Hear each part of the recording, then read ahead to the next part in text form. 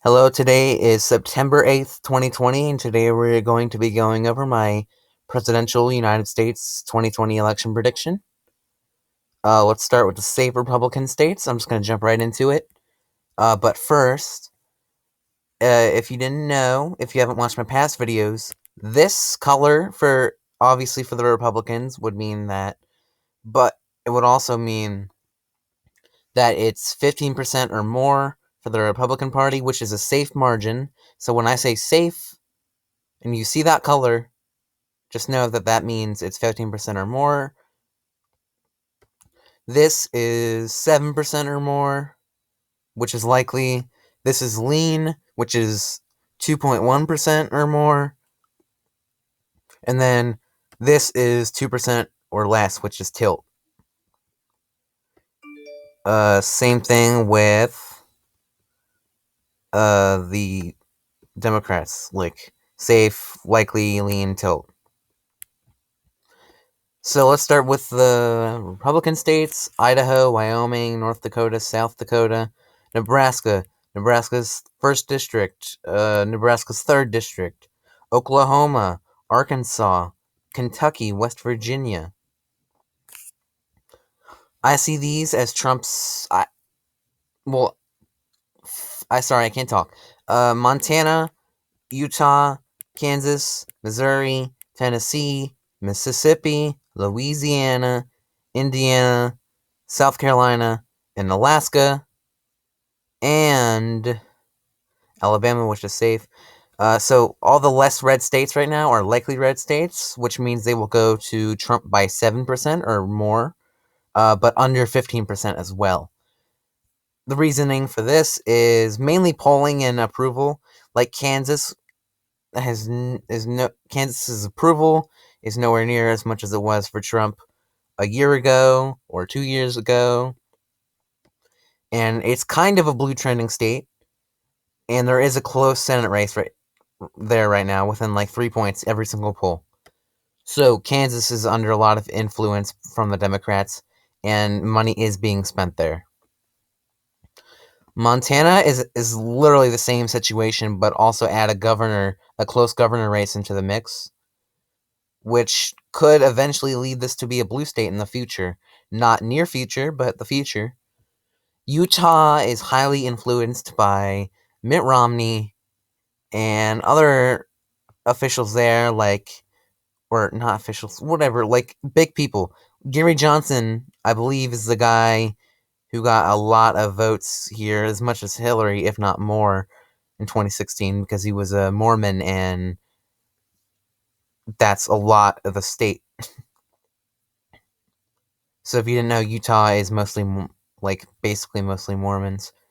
We're basically all the Mormons are, not mostly Mormons, but Mitt Romney also endorsed Biden here, and I believe Gary Johnson, the Mormon guy, that's what I'm gonna call him. Sorry about that. He also endorsed Biden, which could lead a lot of Republican-leaning independents that voted for Gary Johnson to go for Biden this time. I think it'll be under 15%, but I do think either way it'll be over 7%, because it did go to Trump by around 20, even with those two major candidates. So I went over that.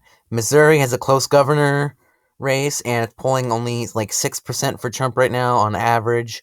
Last two polls have been 5 and 7. They just released one today where it's been 5 points. So it's within the lean and likely margin. I used to have it as lean, but I think Trump's definitely going to gain back a lot of his lead here. Indiana, I think will just. I don't know. I don't know. It's polling 10 points. I don't really know anything about Indiana besides Mike Pence lives there. And if anything, that's the only reason it's this much for Trump. But I, I definitely see Indiana still going likely red. It went to Trump by a pretty decent amount. Well, Trump and Pence, I guess that's pretty important. And I don't think it went to them by a safe amount, over 15%, and I think it'll go under 15% this time, especially considering the polling, which you might not think is as accurate, but in 2018, they were way more accurate than 2016. People don't pay attention to that, and it's really important. Tennessee's the same thing as Indiana. Actually, decently close decently close Senate race, but that's about it. And polling around 10 to 12 points for Trump, but they have not polled this place in a long time. It could easily just be back into the safe mix because every state is always going to be trending one way no matter what. South Carolina and Alaska are both blue trending states and 7 points and under for Trump right now. They both went to him by a likely margin in 2016, and I do not expect them to be a wider margin for Trump. Especially, I don't expect any state to be a wider margin for Trump at all. So, yeah. Honestly, I could argue that these two would be a lean, but I'm not going to be biased or anything. I really do think that they will go to Trump by over 7 points, but hardly 7 points. Same with Missouri. Let's start with, or not start, let's go on to the safe Democratic states, which are Washington, California, New York, Vermont, Massachusetts, Rhode Island, Connecticut, New Jersey, Maryland, and DC, and Hawaii, and Illinois. So as you can see, there's way more safe votes than there is, way more safe votes for Biden than there was for Hillary, because actually Rhode Island, New Jersey, Connecticut, and Delaware and Oregon were all likely margins for Hillary, and everyone expected for those states to go to her by like 20, 25 points, but they didn't. I think they will this time, but they didn't before. Delaware, Biden served here as a senator, I believe. Some type of representative. I'm 90% sure it's a senator.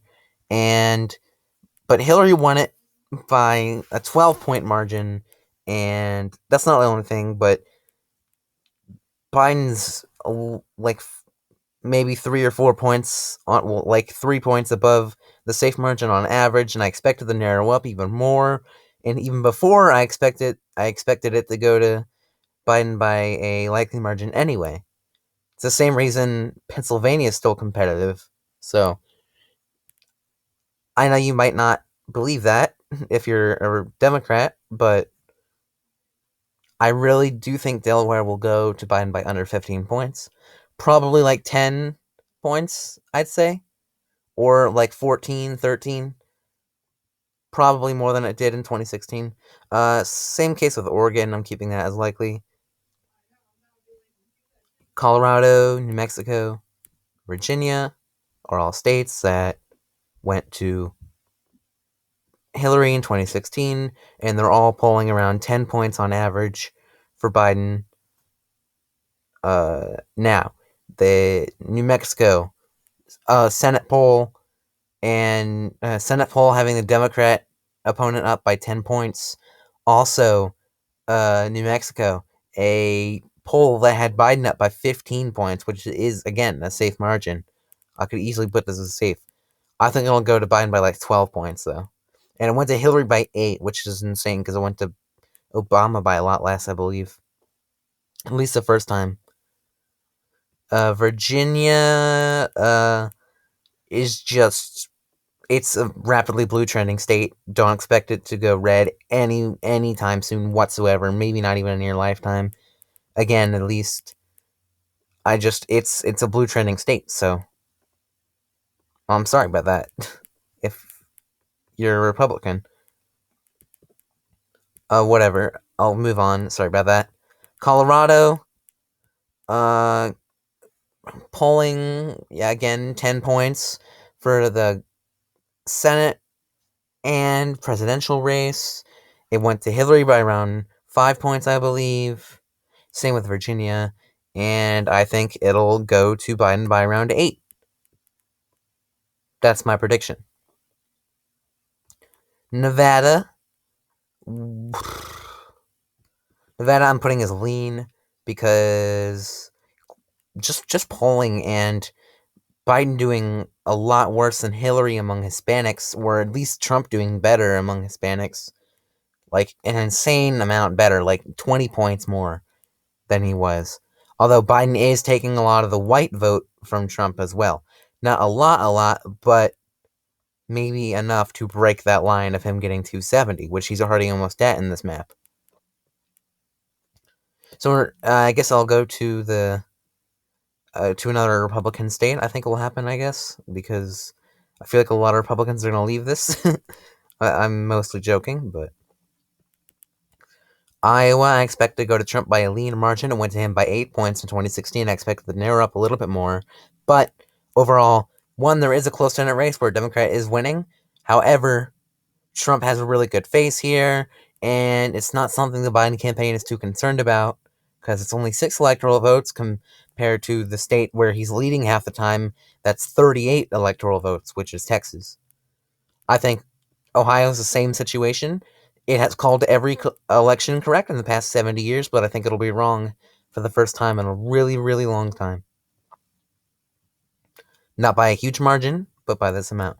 Biden was leading by 4 in a poll today, but he was also trailing by 5 in another poll.